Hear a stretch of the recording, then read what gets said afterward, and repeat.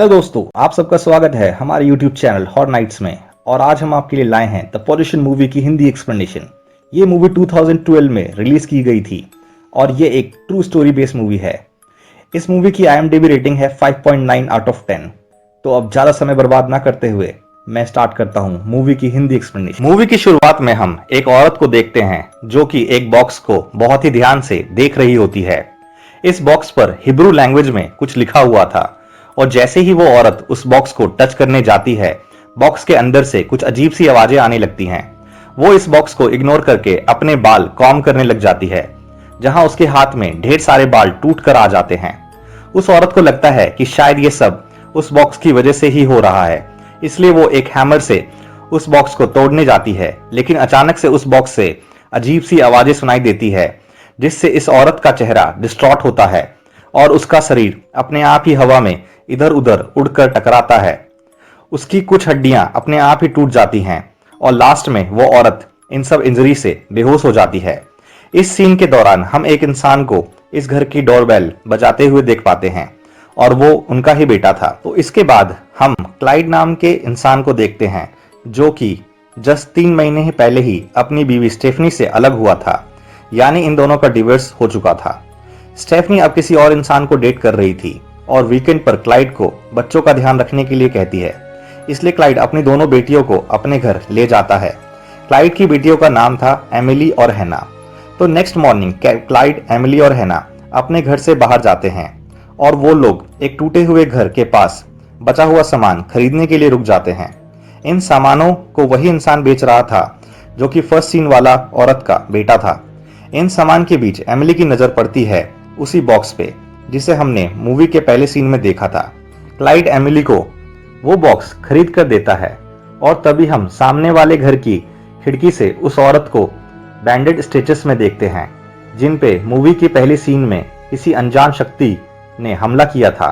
वो औरत देखती है कि वो बॉक्स अब एमिली के हाथ में है और वो बहुत ही जोर से नो चिल्लाती है, जिससे एमिली काफी डर जाती है। नेक्स्ट सीन में हम एमिली और उसके पिता क्लाइड को वो बॉक्स खोलने की कोशिश करते हुए देखते हैं, लेकिन वो बॉक्स खुल ही नहीं रहा था क्योंकि उस बॉक्स को खोलने के लिए कोई क्लिप या बटन था ही नहीं। हालांकि जब क्लाइड उस बॉक्स को हिलाता है तब उसमें से कुछ सामान होने की आवाज आती है। इस सीन में हम देखते हैं कि क्लाइड को अपनी जॉब में प्रमोशन मिलने वाला था और क्लाइड एक स्कूल के एथलेटिक कोच था।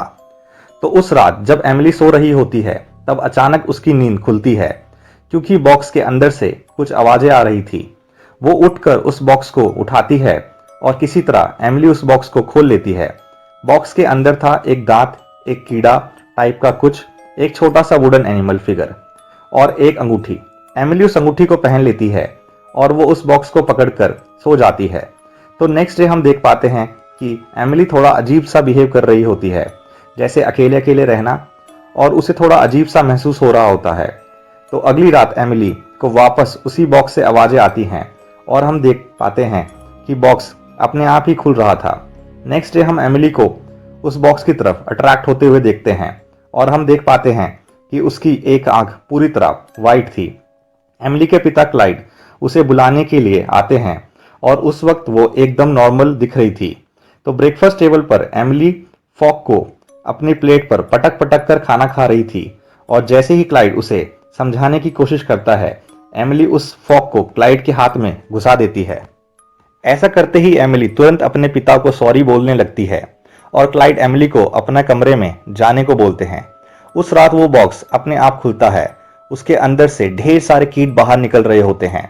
हैना ब्रश कर रही होती है और वो सारे कीट्स उस पर चिपकने लगते हैं और वो चिल्लाकर अपने पिता क्लाइड को बुलाती है।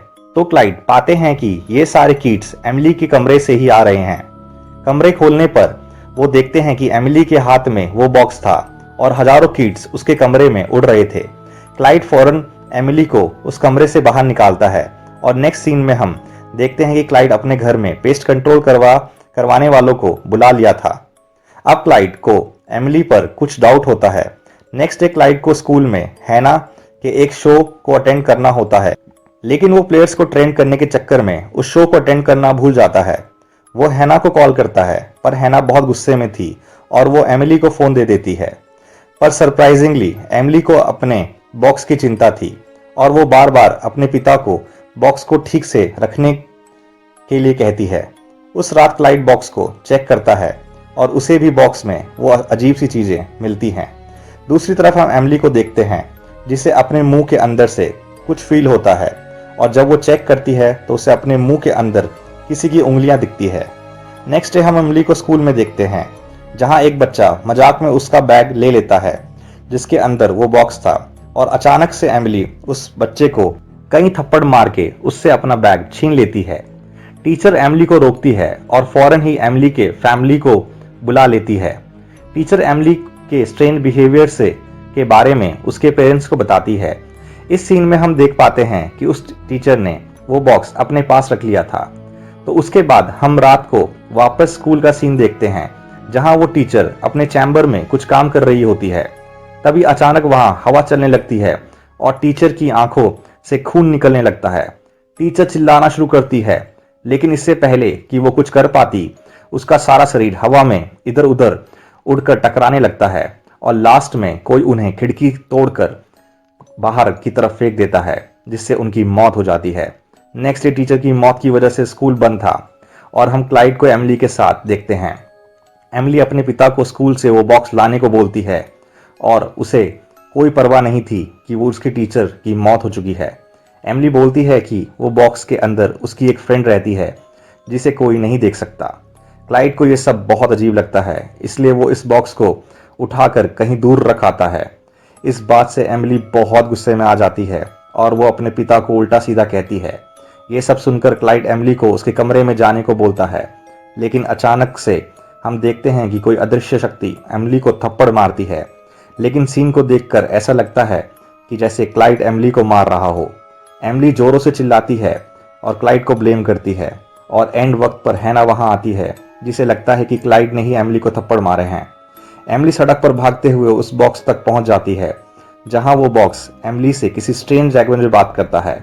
फिर अचानक से एमिली के मुंह से कीट निकलने लगते हैं और वो वहीं पर बेहोश हो जाती है।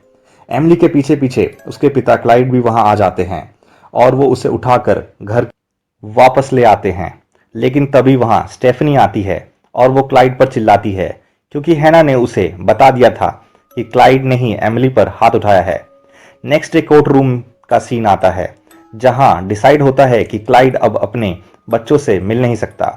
अब स्टेफनी बच्चों को अपने साथ अपने घर ले जाती है जहां हम स्टेफनी के साथ उसके नए बॉयफ्रेंड को भी एमिली से मिलते हुए देखते हैं। एमिली के हाथ में वही दांत था जो उस बॉक्स से मिला था और अचानक हम एमिली के आंख को वाइट होते हुए देखते हैं और उसका फेस डिस्ट्रॉट होने लगता है मानो उसके चेहरे के अंदर किसी का हाथ हो और वो अपने मॉम के न्यू बॉयफ्रेंड को भी उल्टा सीधा बोलती है। तभी नेक्स्ट सीन में हम क्लाइड को ये बॉक्स अपने कॉलेज के एक लेक्चरर के पास ले जाते हुए देखते हैं जो कि इन चीजों की जानकारी रखते थे। वो बताते हैं कि ये बॉक्स शायद किसी ज्यूस विलेज से है और इसके ऊपर हिब्रू लैंग्वेज में कुछ लिखा है।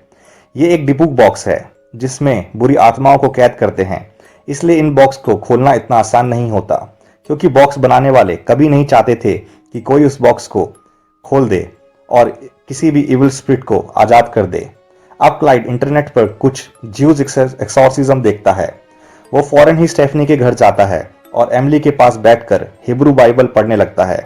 एमिली क्लाइड की तरफ देखती है और अचानक से वो बुक क्लाइड के हाथों से उड़कर दूर गिर जाती है। तभी स्टेफनी वहां आ जाती है और वो क्लाइड को अपने घर से बाहर निकाल देती है। इसके बाद क्लाइड ब्रुकलिन जाता है और एक जेडिक सेवर नाम के इंसान से मिलता है जो कि हैजरिडिक कम्युनिटी को बिलोंग करता था।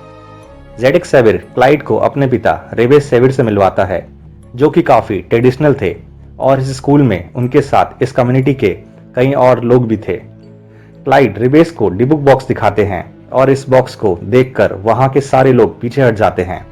रिबेस पूछते हैं कि क्या क्लाइड ने उस बॉक्स को खोला है। तब क्लाइड बताता है इस बॉक्स को उनकी बेटी एमिली ने ओपन किया था। इस बात को सुनकर कई लोग कमरे से बाहर चले जाते हैं। अब फिर रिबेस बताते हैं कि इस डिबुक बॉक्स के अंदर जो एविल स्पिरिट थी उसने एक प्योर सोल चाहिए थी। ये एविल स्पिरिट एमिली को 3 स्टेज में पूरी तरह से पोजेस कर लेगी। पहली स्टेज में विक्टिम को विजन्स आएंगे और कुछ अजीब सी आवाजें सुनाई देंगी। दूसरी स्टेज में ये अपने होस्ट को प्रोटेक्ट करते हुए बाकी सब लोगों से उसे दूर ले जाएगी और तीसरी स्टेज में ये पूरी तरह से विक्टिम के शरीर को अपना लेगी। वो विक्टिम और एविल स्पिरिट एक हो जाएंगे और एमिली ऑलरेडी तीसरी स्टेज में पहुंच चुकी थी और अगर जल्दी ही कुछ नहीं किया गया तो वो जल्दी ही पूरी तरह से पोजेस्ड हो जाएगी। इस एविल स्पिरिट को रोकने का बस एक ही तरीका है, क्लाइड को उस एविल स्पिरिट का नाम लेते हुए उसे कमांड करना होगा कि वो बॉक्स के अंदर वापस जाए और इस एविल स्पिरिट के अंदर जाते ही उस बॉक्स को वापस से लॉक करना होगा। लेकिन क्लाइड को इस एविल स्पिरिट का नाम ही नहीं पता था। क्लाइड रेविस सेवियर को उसकी मदद करने के लिए बोलते हैं पर वो मना कर देते हैं क्योंकि अब ये सब करना इनलीगल है। उदास होकर क्लाइड वहां से वापस जाने लगता है। तभी जेडेक्स सेवियर उसकी मदद करने के लिए हाँ कर देता है। दूसरी तरफ एमिली अब काइंड ऑफ पोजेस्ड हो चुकी थी और वो जानवर की तरह फ्रिज से मीट निकाल कर खा रही होती है और ये देखकर स्टेफनी बहुत ज्यादा डर जाती है। एमिली अपनी माँ पर भी हमला करती है लेकिन वो किसी तरह खुद पर कंट्रोल कर लेती है और अपने आप को रोकती है क्योंकि अभी तक वो पूरी तरह से पोजेस्ड नहीं हुई थी। ये देखकर स्टेफनी का न्यू बॉयफ्रेंड डिसाइड करता है कि अगले दिन वो एमिली को किसी साइकियाट्रिस्ट के पास लेकर जाएगा। नेक्स्ट डे स्टेफनी का बॉयफ्रेंड कार बाहर निकाल रहा होता है। तभी एमिली उसकी तरफ अजीब से लुक में देखती है। वहां जोरों की हवा चलने लगती है और स्टेफनी के बॉयफ्रेंड के मुंह से अपने आप ही खून निकलने लगता है। उसके सारे दांत टूटकर बाहर गिर जाते हैं जिससे वो डर कर वहां से भाग जाता है। इसको देखकर स्टेफनी और हैना बाहर आते हैं और वो देखते हैं कि एमिली के मुंह से वापस एक कीट निकल रहा होता है। दूसरी तरफ जेडेक्स सेवियर इस डिबुक बॉक्स को छानबीन करते हैं जहां उन्हें बॉक्स के अंदर एक मिरर दिखता है। इस मिरर को तोड़ते ही पीछे इस एविल स्पिरिट का नाम लिखा हुआ था और इस एविल स्पिरिट का नाम होता है इविजू। तब स्टेफनी एमिली को एमआरआई स्कैन कराने के लिए एक हॉस्पिटल में लेकर जाती है। स्कैन के दौरान उसे एमिली के शरीर के अंदर एक अजीब सी शैतानी आकृति दिखती है। इस हॉस्पिटल में क्लाइड भी जेडेक्स सेवियर के साथ पहुंचता है और वो लोग डिसाइड करते हैं कि एमिली का एक्सॉर्सिज्म हॉस्पिटल के अंदर ही करेंगे। तब वो एमिली को हॉस्पिटल के फिजिकल थेरेपी रूम में लेकर जाते हैं और अब यहाँ शुरू होता है द एक्सॉर्सिज्म ऑफ एमिली। इस परिवार के सभी लोग इस बॉक्स के अंदर अपना कोई ना कोई कीमती सामान डालते हैं जो उनको बहुत प्यारा होता है। रिचुअल स्टार्ट होते ही एमिली एकदम से डेमोनिक रूप में आकर सब पर हमला करने लगती है और क्लाइड पर बार बार से अटैक करती है। क्लाइड बार बार स्पिरिट को बोलता है कि वो एमिली को छोड़ दे, बदले में उन्हें अपना शिकार बनाए। एमिली भागकर मुर्दा घर में छुप जाती है और क्लाइड उसके पीछे पीछे वहां जाता है। एमिली क्लाइड पर हमला करती है लेकिन क्लाइड किसी तरह खुद को बचा लेता है। बट इस दौरान ये डीमन एमिली के शरीर से निकलकर क्लाइड के शरीर में कब्जा कर लेता है। क्लाइड एमिली को लेकर वापस आता है और सभी को लगता है कि ये एविल स्पिरिट अब चली गई है। लेकिन जेडेक्स सेवियर समझ जाता है कि इस एविल स्पिरिट ने किसी और के शरीर पर अपना कब्जा कर लिया है। जेडेक्स सेवियर जोर जोर से एबिजू का नाम चिल्लाते हुए उसे डिबिक बॉक्स के अंदर जाने का आदेश देता है। इसके बाद हम क्लाइड के हाव भाव बदलते हुए देखते हैं। फिर हम क्लाइड के मुंह से एक इविल आइडेंटिटी को बाहर निकलते हुए देखते हैं जो कि आबिजू थी। आबिजू इस बॉक्स के अंदर खींची चली जाती है और उसकी शैतानी आत्मा एक बार फिर से डिबुक बॉक्स के अंदर कैद हो जाती है। सब कुछ ठीक हो चुका था और ये परिवार वापस से एक साथ हो जाता है। तो नेक्स्ट डे हम जेडेक्स सेवियर को देखते हैं जो कि इस डिबुक बॉक्स को लेकर ब्रुकलिन वापस जा रहा होता है और रास्ते में ही उसकी कार की एक ट्रक से टक्कर हो जाती है। इस एक्सीडेंट में शायद जेडेक्स सेवियर की मौत हो जाती है और हम इस डिबुक बॉक्स को रोड पर पड़ा हुआ देखते हैं और ये मूवी यहीं खत्म हो जाती है। ये मूवी एक रियल इंसिडेंट पर बेस है। तो अब मैं आपको इस मूवी का रियल इंसिडेंट बताता हूँ। तो दोस्तों ये कहानी है मिड 2000 की, जब केविन मैनिस नाम के इंसान ने एक बॉक्स को खरीदा था किसी 103 साल पुरानी हॉलोकास्ट सर्वाइवर के ओल्ड स्टेट से। ये 103 साल की बूढ़ी औरत हमेशा अपने ग्रैंड डॉटर को ये बॉक्स खोलने से मना करती थी। तो जैसे ही केविन ने इस बॉक्स को खरीदा, उसे अपने एक एम्प्लॉय का कॉल आया कि उसकी फर्नीचर की दुकान में कोई तोड़फोड़ कर रहा है। जब तक केविन अपनी दुकान तक पहुंचा, उनका एम्प्लॉय वहां से भाग चुका था और दुकान के सारे फर्नीचर और शीशे टूटे पड़े हुए थे। केविन का एम्प्लॉय कभी वापस नहीं आया और इस घटना के बाद केविन ने यह बॉक्स अपनी मां को एज अ गिफ्ट दे दिया। बॉक्स के मिलने के कुछ ही मिनटों बाद केविन की मां को एक स्ट्रोक आया जिसमें उनकी बोलने की क्षमता टेम्पररी चली गई। इसके बाद केविन ने अपने परिवार के कई लोगों को ये बॉक्स दिया, लेकिन वो सब इस बॉक्स को कुछ ही दिनों में उसे वापस दे जाते थे। जो भी ये बॉक्स लेता था उनके साथ कुछ ना कुछ अजीब और बुरा जरूर होता था और सबको लगता था कि ये बॉक्स कर्स्ड है। किसी के घर का दरवाजा अपने आप खुल जाता था, किसी के घर में से जैस्मिन प्लस कैट यूरिन की बदबू आने लगती थी। अब आप सोच रहे होंगे कि केविन ने इस बॉक्स को तोड़ क्यों नहीं दिया, तो मैं आपको बता दूं कि कोई भी कर्स चीज को तोड़ा नहीं जाता, क्योंकि ऐसा करने से उसके अंदर की एविल स्पिरिट फ्री हो जाती है और वो किसी लिविंग बीइंग को पॉजेस कर लेती है। तो अब केविन को कुछ डरावने सपने आने लगे थे और उसकी पूरी फैमिली को भी सेम सपने आते थे। फ्राइडे 13 को केविन के घर में रखे एक्वेरियम की 10 मछलियां एक साथ मर गई। अब केविन डर गया और उसने ईबे पर इस बॉक्स को $140 में एक स्टूडेंट को बेच दिया। इस स्टूडेंट का नाम नेट्स्की था और नेट्स्की का कहना था कि इस बॉक्स को लेते ही उसके और उसके रूममेट्स पर एक बैड लक सा आ गया। उनके हाथ पैर अपने आप टूटने लगे और उनके घर में अब मरे हुए इंसेक्ट्स मिलने लगे थे। उनकी इलेक्ट्रॉनिक चीजें अपने आप खराब होने लगी थी और नेट्स्की के 20 साल की उम्र में ही बाल तक झड़ने लग गए थे।